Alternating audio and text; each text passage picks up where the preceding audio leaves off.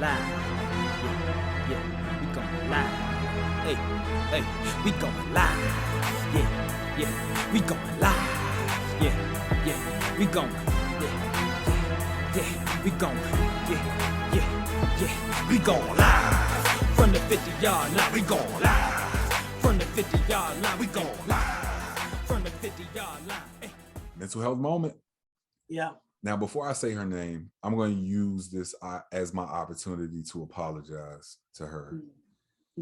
Because after seeing some of the backlash that Simone Biles got and how I felt it was a bit unfair, because we don't know, we hear her talk and we hear interviews, but we don't know exactly what she's going through. And, after actually researching Twisties, to see that and say, like, to hear all of the people that bashed her and say that she was a quitter and this, that, and the third, I didn't keep that same energy for Rhonda Rousey, because when she made the decision after she lost those 2 fights and decided to quit UFC and go to WWE, I looked at that and was like, nah, this ain't it, Yeah. And so to actually read this and to see like some of the stuff that she's gone through, I owe her an apology. And so as you know, mental health moment. Now we're talking about Rhonda Rousey. And just recently she talked about her suicidal thoughts after her first UFC loss. And I believe that was to Holly Holm. She ended up losing to Holly Holm. And she talked about how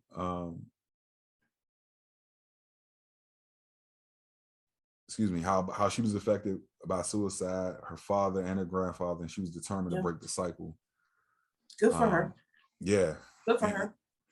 I'm gonna read this quote via the Huffington Post, and this is what I was talking about when I said I read this and I was like, man, maybe I was wrong in my assessment of the situation. She said, "It's not a weakness we should condemn. I've never shied away from talking about suicide or anything like that. It's really heavily affected my family, and anything that I could do to make sure it affects as few people as possible, I'd be happy to do that. I do not see why it's looked at as a bad thing." And so after reading that, I was like, man, for her to,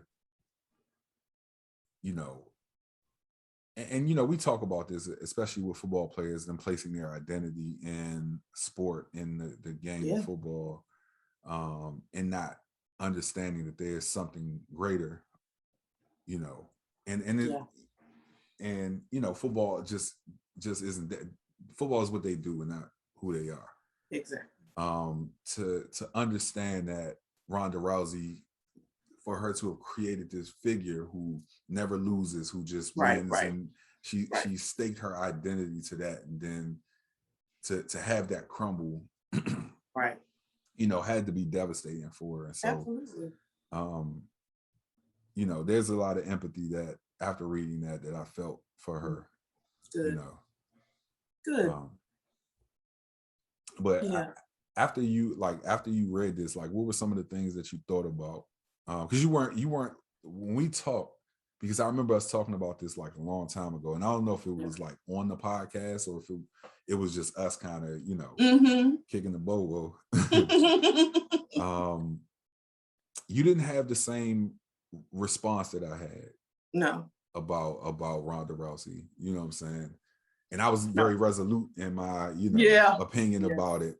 Yes. And so how do you feel now after hearing this? Like, well, let me say that the reason I think that we had differences in it, my response was different than yours was because, one, I'm not a huge, like, you're a UFC. Huge UFC, into the MMA, all that kind of stuff. Right. You're huge into that. And so that is not my thing, but I know who she is. Right. And so I always, and I don't know if this is being a coach, God knew I was going to be one from the beginning. And so he just gave me this already, that I have this ability to try to compartmentalize things, separate them. And so I've always been, even in education, when I was in education, Right. That's why I probably didn't stay in it too, because I was always the person that was like, people would be like, you know, kids, they act out, they get on your nerves, they do things, it's awful, blah, blah, blah.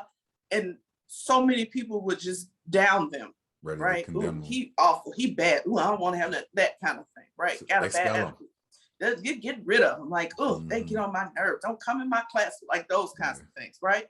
You hear that all the time. And I'm the person that, what's going on? Right. What's going on? Because I'm like, what's happening at home? Right.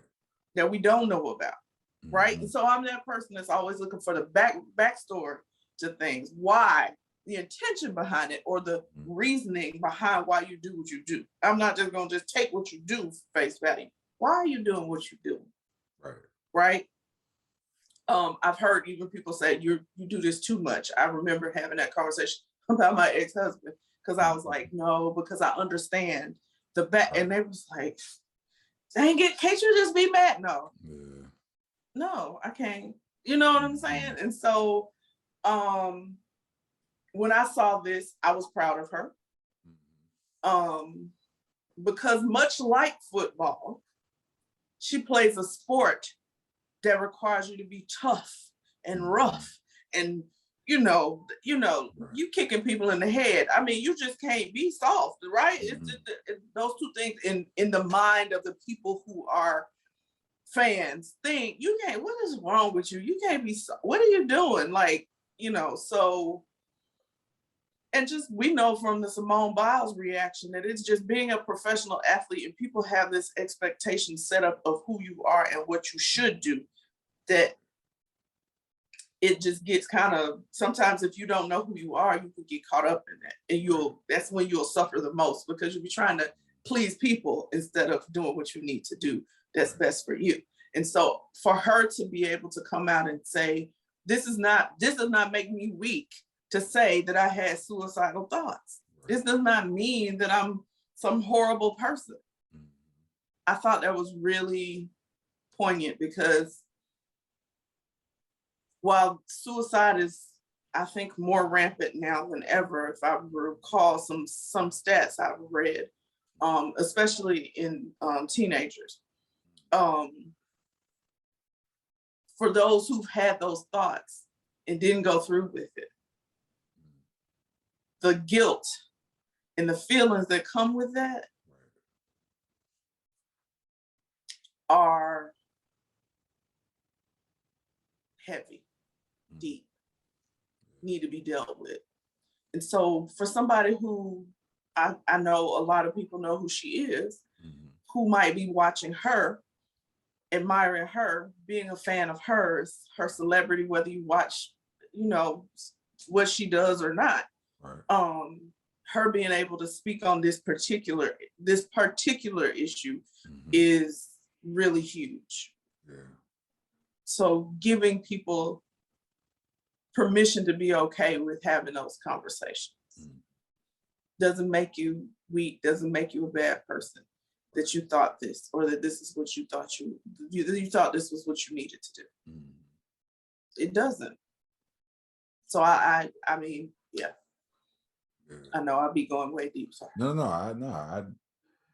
I definitely wanted you to share that point, you know, just because we were so split on this issue, you know, and it's one of those things when I look back at it, because I'm usually able to compartmentalize like that as well. And I don't know what it was about that situation in particular. It's the way she does things, I think. I think it's the way that, like, because again, she has to have this tough persona. Right. And so it's this almost crassness to the way that she, most of the, like, this is the most vulnerable thing I've ever seen her say. Right. Most of the time, it would have been back then, like, I don't want to do this no more, and y'all will get over it, whatever. Like, you know what I'm saying? Versus, no, this is literally what was happening with me, and this is why I'm. So I think that is probably some of it. It's just kind of the way she carries herself makes her seem very hard, and like, you know, so yeah, maybe that's what it was. I think you might be right about that. Yeah. You know, because I think most of my feeling was like to display all of this bravado and then to lose, and it wasn't the first loss. She lost twice. But then to lose twice and just walk away from the sport, I'm like, now hold up now. Right. But to understand, is it because you ain't on top that you don't want to stay? I mean, those are the types of thoughts you have to have. Yeah. Exactly. Yeah, that's exactly where I was coming from. Mm-hmm. I mean, because that was some of the some people's point with Simone, right? Mm-hmm. When they made all of these extra rules just for her, right? Then it's like, oh, so you can't handle it now? What? Mm-hmm. What are y'all talking about? Right. So yeah. So shout out to you, Rhonda Rousey, for being vulnerable and allowing people to see a little insight into who you are and your background. What makes you who you are? Like, right? I feel like that is so important for especially celebrity. Like this, being okay with people knowing who you are and where you've been. Like, I don't know if you've seen I'm Athlete from this past week yet. Des Bryant. I got it. I got a whole nother perspective on that dude from watching it. I gotta check it out. There's 2 parts. They're gonna have part 2 next week. Whole nother perspective on that dude, just from him being vulnerable on that platform. He said that's why he chose to go there, because he knew he could be. That's dope. I really gotta go see it. Because he cried and everything. So really? Yeah. Yeah, I gotta see this one. All right. Feel good final thought? Yeah. All right. So Jordan Mailata, who's an offensive lineman for the Eagles, is a former Australian rugby player. But he took part in that international player pathway program that the NFL has with different countries. And if you watch Hard Knocks, you saw the player from Mexico who also was a part of this program. Well, Jordan Mailata now is a starter for the Eagles with a new shiny $64 million deal. Hello. And so it proves that like this is working. You know, when we talked about this, I talked about how initially my feeling was like, man, this is taking opportunities from American-born players and this, that, and third. But you know, like when my business mind gets to working, I think about how the NBA has transcended the states. Yes. And they made it a global game. And I think that the NFL is probably trying to do that too, which is why that is absolutely what their attempt is. Absolutely. Yes. We heard so much conversation about the Jaguars moving to what's that? London. Yes. And so, you know, they are attempting to make this a global game as well. And so I can only respect that part. Absolutely. You know? But to get back to our feel good final thought, shout out to Jordan Mailata, because learning football, I'm sure at an older age has to be very difficult. Very. I mean, and see, you didn't go like no knock to anybody, but a lot of the international players they bring in play very skilled sports, skilled positions, kickers, or you know, that kind of thing. So you're not learning football from the standpoint of all of the aspects of it necessarily, right? But when you play offensive line, that's and this is my issue with football anyway, because those people who play on the line typically don't get the respect they should. Oh yeah, definitely. For what they do. It's the people who stand behind them or in front of them, right? Who typically get the most respect. And so for him to like you said, in an older age, because that was rugby is nothing. I don't want to say nothing like, but it's very far from football in a lot of respects. And so just learning the plays and understanding what you need to do, because you got to read things. as an offensive lineman. So for him to even have that ability to pick it up so quickly to the point that you are a starter and now making I said little, God, little, all right, God, if that's little, amen. Making his $64 million. Right. Yeah. Love it. Shout out to him. Love Definitely. it. Definitely. Shout out to him. Do you, sir? Love it. Yeah. Okay. All right. Show picks. What you watching? Listen, I was so excited to hear that this came back, that season 2 came out for this show, Blood and Water. I've heard about it, still haven't seen it. Listen. It's good. It's way good. Yeah. Way good. Like check that out. The way I was with Queen Sugar last week. Oh, yes. Yes. That's how I was with Blood. I was like, when I saw it, I said, oh, I got to watch this. I'll tell you this how much I was into it. I saw it. I instantly clicked play. My niece texted me and said, oh, Blood and Water season 2 is out. I said, girl, I'm on episode 6. You late. Like, oh, man. So that's where I was with it. So, yeah. Okay. Yeah. All right. So I've been watching this BMF. Well, I haven't seen it yet, but by the time by the time this airs, I would have seen it. But this Black Mafia family series, and it's about the whole group, the whole Black Mafia family group. But you said 50 Cent? Yeah, 50 Cent, Curtis 50 Cent Jackson produces. He's the executive producer, and it's about the famed Big Meech he's originally from Detroit, but he came down to Atlanta and know about Big Meech. set up his operation in Atlanta. And so that's the way to put it. They're just kind of showing how that all went down, what happened, and everything like that. And so interesting. Super interested in this story. Yeah. What's this on?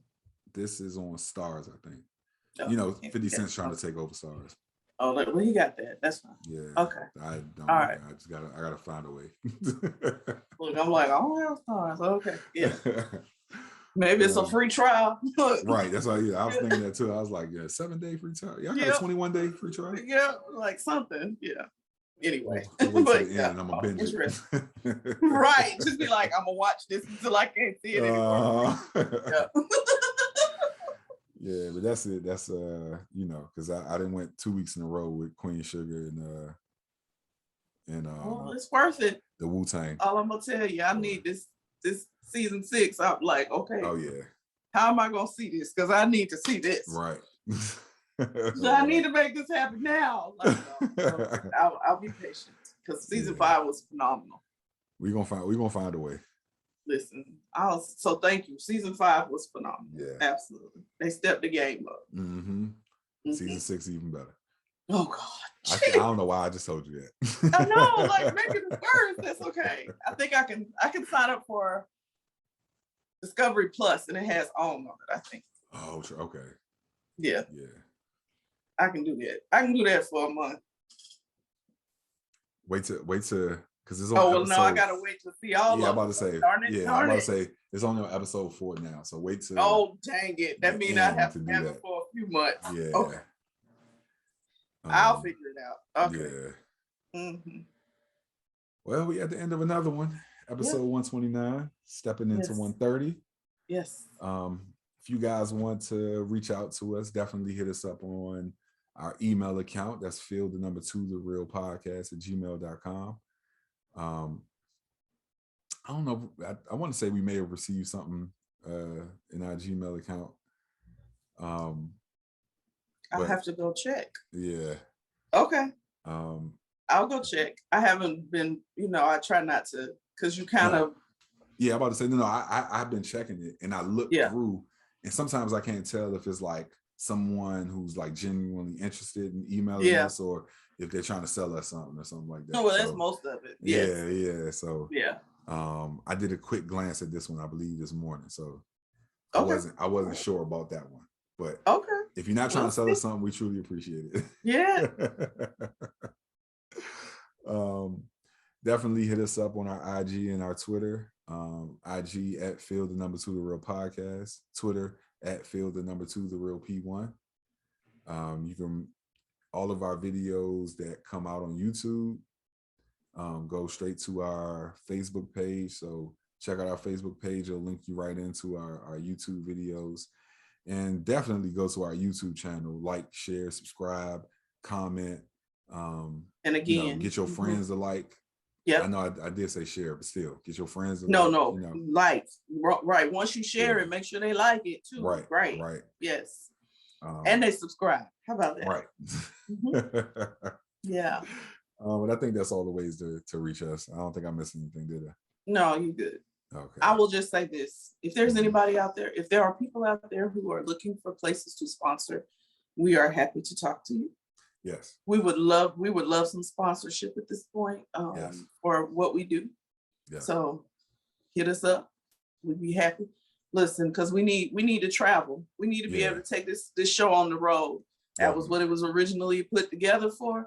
And so we need to have sponsors in order to be able to go out here to these schools and bring not only the podcast, but the project. Yes. So hit us up. Shout out to Coach Prime. We yes, still Lord. we still coming down still there to holler at you. We trying to get down there, Coach Prime. Yes. Coach Eddie. All y'all. Yeah, all y'all. Yeah. Yep. So let's go. But we're at the end of another one. And as always, we love you guys. We appreciate you for listening, but we out. Yeah. Yes. Peace. So I'm always laugh at that. I know you laugh every time. Like, I'm not gonna put my fingers up and be up in here spending no. You got on the yellow shirt today. I don't care, and it say Lord. No, right. Still, definitely not.